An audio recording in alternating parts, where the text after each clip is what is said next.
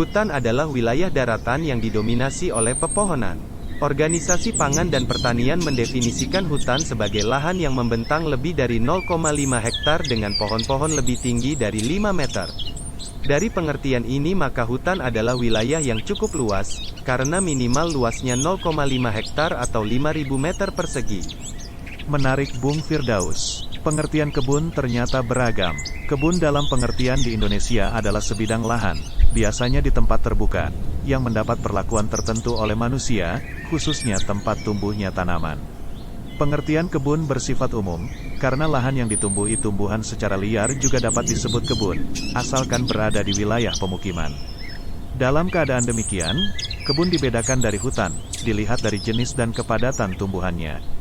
Dalam ungkapan sehari-hari, kebun seringkali disebut dengan perkebunan, misalnya kebun karet, kebun kelapa, kebun durian, terutama bila ukurannya tidak terlalu luas, dan tidak diusahakan secara intensif dan komersil. Kata kebun juga dipakai untuk pekarangan dan taman. Keseluruhan atau sebagian dari kebun dapat ditata menjadi taman. Ini sangat menarik, Bung Firdaus. Sekarang bagaimana pengertian tentang taman itu sendiri, Bung Amarullah? Baik Bung Idris. Taman adalah kebun atau hutan yang ditata rapi, apik dan bersih, yang memberikan banyak manfaat untuk manusia dan alam. Manfaat paling mendasar adalah mengembalikan kepada keseimbangan alam sekaligus menjaga keseimbangan alam itu sendiri.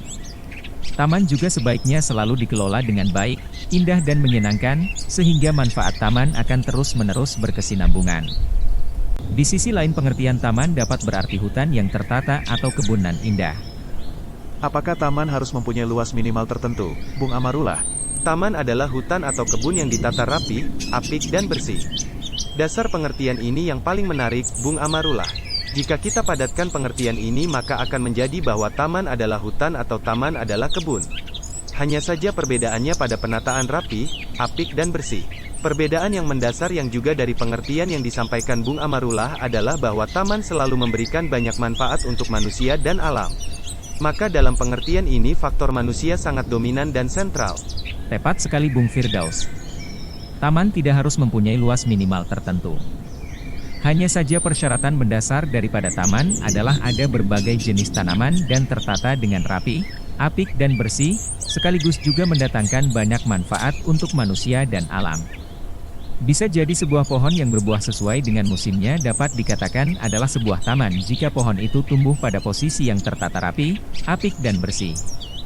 Sedangkan manfaat yang paling mendasar adalah siklus ekosistem alam terjadi terus-menerus, misalnya pohon itu menghirup karbon dioksida dan mengeluarkan oksigen serta menjatuhkan daun-daun kering. Manfaat dari permisalan ini adalah siklus udara adalah oksigen dihirup oleh manusia dan hewan lalu manusia dan hewan memberikan karbon dioksida kepada pohon itu. Daun-daun kering dibakar oleh manusia sehingga menjadi pupuk kompos bermanfaat untuk tanah agar menjadi lebih subur lagi. Begitu Bung Idris. Jadi Bung Amarullah sedang menjelaskan ke kita bahwa tahap awal kita dalam reboisasi hutan adalah menciptakan banyak taman sesuai dengan kemampuan kita masing-masing. Dan ini sedang dimulai oleh Bung Amarullah sendiri seperti dalam dialog kita sebelumnya. Namun Bung Amarullah, ada sedikit masalah yang krusial terutama bagi orang-orang yang hidupnya dengan kemampuan finansial yang sangat terbatas. Sedangkan di sisi lain orang-orang yang kemampuan finansial yang berlebih namun mempunyai waktu yang sangat terbatas karena kesibukan mereka masing-masing.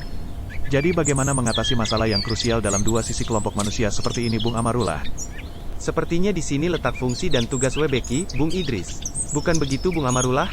Benar Bung Firdaus. Ini adalah satu daripada peran WBK yang sangat mendasar. Jika para pemirsa ingin mengetahui lebih lanjut silahkan menghubungi staf atau petugas WBK di nomor dan alamat ini, atau ajukan pertanyaan di kolom komentar. Jadi WBK berperan dalam reboisasi hutan dan pendidikan berkasih sayang dalam mengembalikan keseimbangan alam. Bukankah begitu Bung Amarullah? Ya, sangat tepat Bung Idris.